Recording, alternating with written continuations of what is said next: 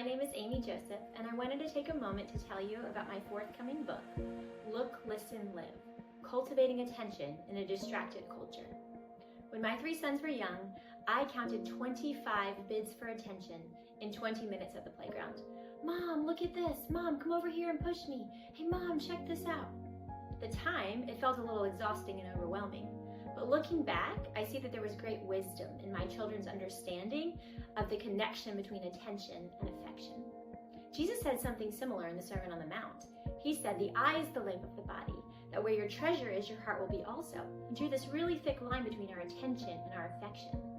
In a distracted and highly digitized culture, attention is the greatest commodity we can offer other people. In this book, Look, Listen, and Live, we spend the first half building a theological foundation for attention. We start with our attentive God who listens, sees, cares for his people with intentionality.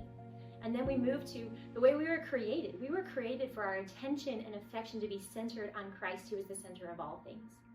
And then we look at what happened in the fall, the disintegration and the distraction that result from our sin of putting ourselves at the center.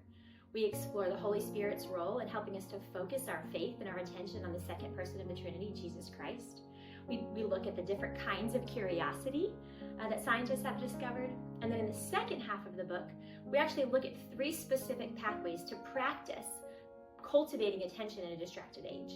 The first is the pathway of presence, where we explore how do we be where we are, with whom we are, as we are.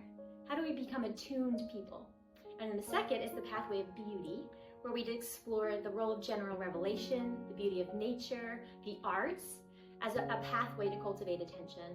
And then finally, that we look at the surprising pathway of suffering and pain as a gift from God to cultivate our attention and our affection back on him. I hope you'll consider reading Look, Listen, and Live, Cultivating Attention in a Distracted Culture.